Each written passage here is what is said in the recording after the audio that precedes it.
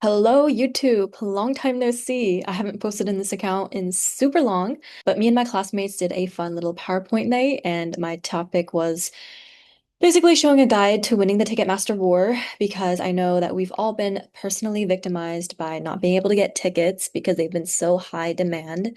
So let's just go ahead and get started.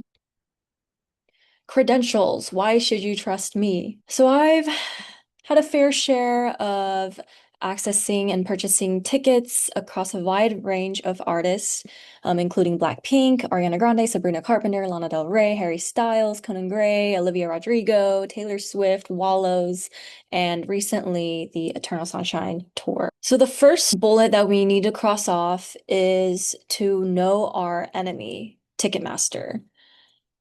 You guys might be already familiar with this, but the Ticketmaster has a waiting room, which is essentially a virtual holding area that opens 10 to 30 minutes, 15 to 30 minutes before placed in a randomized queue.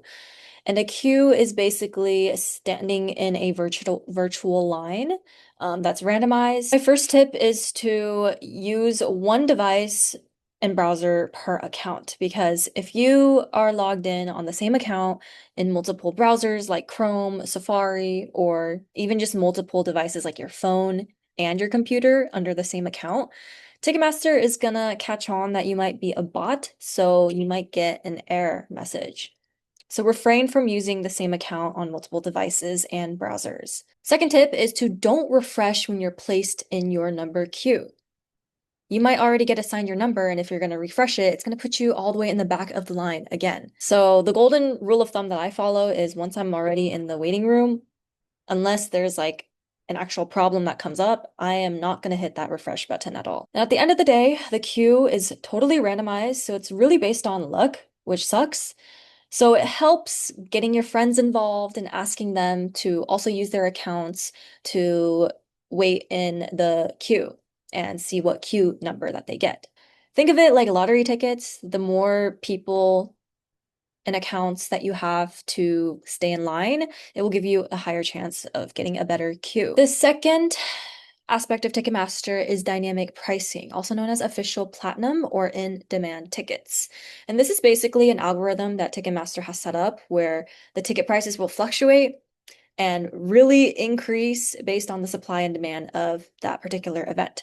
So personally, I don't think it's worth it because why am I going to pay $800 and more on regular seats that's deemed to be high in demand just because you want to have those tickets? So I would stay away from getting the official platinum tickets. The third thing to know is the fees. I know we're all pretty much already familiar with this, and it's really annoying seeing all of the fees add up when you're already paying like $200 for tickets. But this image is from 2023, so the expected fees is probably going to be a lot higher in this day and time. Here's recent ticket that I purchased for my friend for the Melanie Martinez concert, and you can see that if you're paying face value for about $230, you're gonna pretty much pay almost $300, including all of the fees and taxes. So just keep that in mind when you're also thinking about budget and what type of sections that you're looking for when you're actually choosing your seats. If a ticket is $195, then you're probably going to be ending up spending like $230. Then we get to the checkout. So while you're in your checkout and you got your tickets, putting your card information, there's going to be a countdown timer that's placed on the top of the page that basically shows you how much time you have left in order to buy the tickets that you reserved until they get back into the pool for other people to buy. Typically, I like to save my card before, like the night before I'm actually buying the tickets, just because I don't have to scramble looking for my card and having that anxiety of not being able to get the tickets when I have them in my cart. So I would advise you to do the same. And I usually see about like 8 to 10 minutes in the timer, but depending on the demand of the event, it might be fewer than that. And random tip, not referring to personal experience or anything, but definitely double check the ticket prices, depending on how many tickets you're buying before you actually hit purchase. Because this was a time when I had accidentally bought official platinum tickets, thinking and not looking at the price and basically panic buying. And I know I take 100% responsibility for this, and now I know not to ever do that again. Um, but long story short, I was able to contact Ticketmaster and eventually avoid void my tickets. And typically, official platinum tickets can't be refunded, but talking to the right person in the right time, I was able to finally get rid of these tickets, and I was never happier. Now we get into before the sale. So we're probably familiar with pre-sale codes or certain artists do like verified fan purchases. I would definitely stay active on social media as much as possible because people like Olivia Rodrigo or Ariana Grande, they will typically post when you want to sign up for pre-sale. I feel like a lot of artists are staying away from pre-sale codes now just because the demand has been so high. Now I think Ticketmaster just knows whether your account's been associated with being chosen for the pre-sale.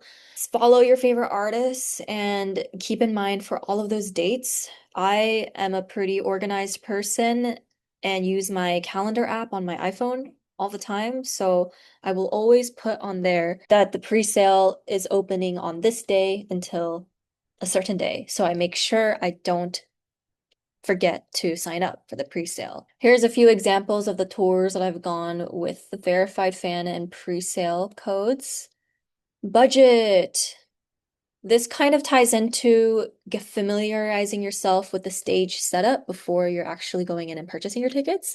Just because I like to have a good idea of what section that I want to be eyeing when I'm actually buying the tickets.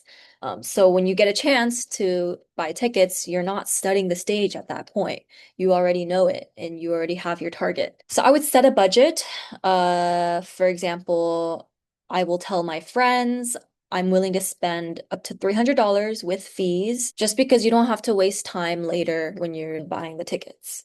Personally, I love to get lower bowl tickets just because I don't if I'm gonna do general admission, I'm probably gonna be end up camping and waiting a really long time to get a better view.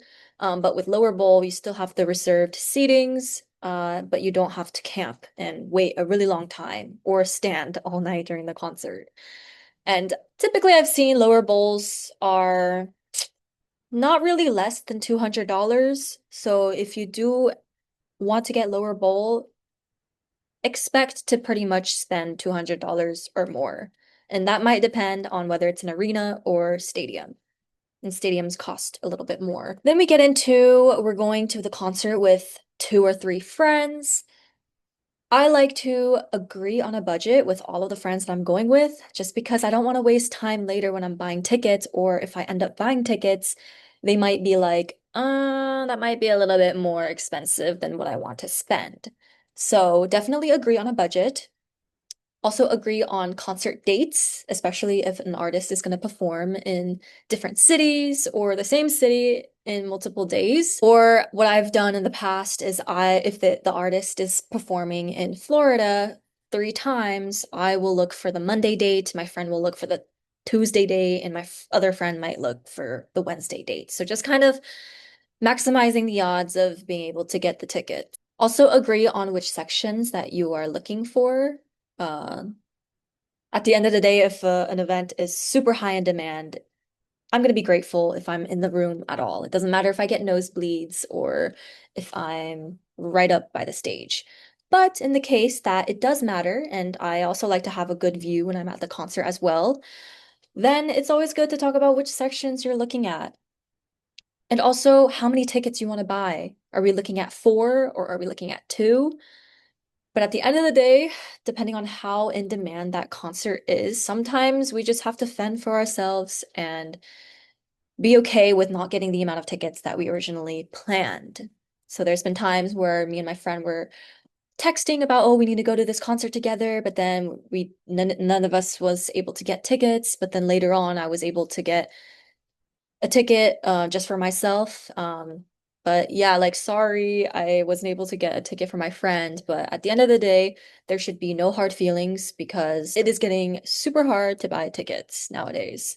And here's just a fun little screenshot of when my sister, thanks Gabby, was able to secure me Olivia Rodrigo tickets for Philadelphia recently. I was on a vacation but I let her know of the exact things that I was looking for. And fourth, devices. I mentioned this earlier, but to maximize your chances in the randomized queue, you can log into multiple accounts or ask your friends to wait on their own Ticketmaster accounts. So this has helped me a handful of times because I might get a really bad queue number and tickets are already sold out by the time I get in, but then my friend might be like numbered 2,500. So teamwork makes the dream work. Now we get into during the actual sale. I won't touch on the things that I've already talked about, but join the waiting room 15 to 30 minutes ahead of time to be able to be placed in the queue. If I'm not in class or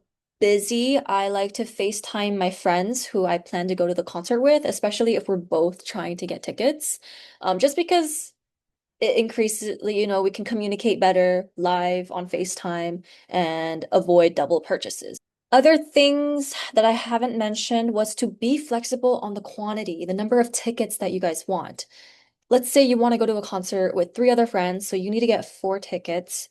But sometimes the event is so high in demand that nothing pops up if you pick four tickets. So don't just stay rigid with what you are looking for, but if nothing populates, adjust the tickets to two or even one.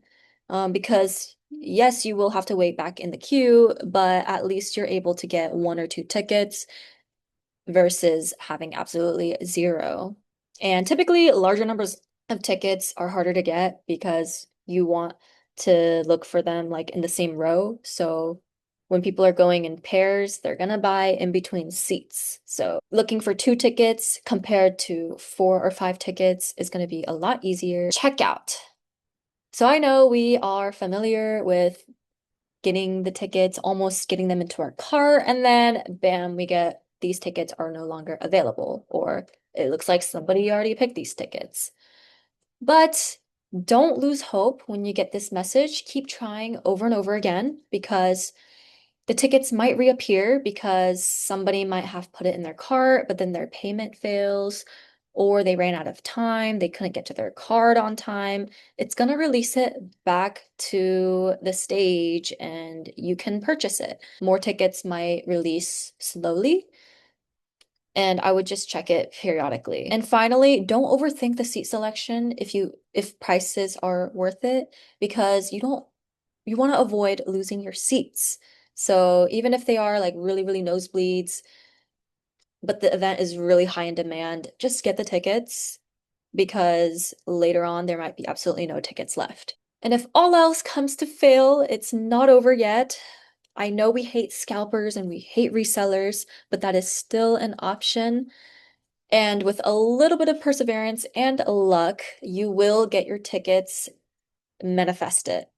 Here's an example of when I couldn't get Taylor Swift Eras tickets, but I was really desperate and looking on Twitter every single day since November. And you can kind of see the dates as they progress. I asked and DM'd a lot of people on Twitter whether they have tickets. And finally, coming across a ticket with a good seat and face value and a real person that's not a scammer, I was finally able to secure my Taylor Swift tickets. I can make a whole another video about how to do this. So just leave a comment if you would like me to do that. And Apple Pay can be a little bit risky for getting refund, but I just knew that this was a legit person who was willing to FaceTime me. So I felt safe enough to send her Apple money and she sent me the tickets. Also, it helps to follow Ticketmaster on Instagram or X, formerly known as Twitter, because a lot of people couldn't access Ariana Grande tickets, and there's a lot of resellers selling her tickets for thousands of dollars for nosebleeds. But the Ticketmaster accounts was the second round they did the request tickets option. So the first time they didn't have that limited obstructed view, but you were able to essentially sign up for a range of like, I don't know, like 2 to 3 dates, and the price ranges. So I selected a wide range of price ranges, and then on a particular date, they emailed me that I ended up getting tickets to her Eternal Sunshine tour. And You put your card information already in, and they're going to charge it automatically if you win those tickets. So this is a way to avoid bots and resellers and getting them into the right hands for true fans. And I'm very grateful.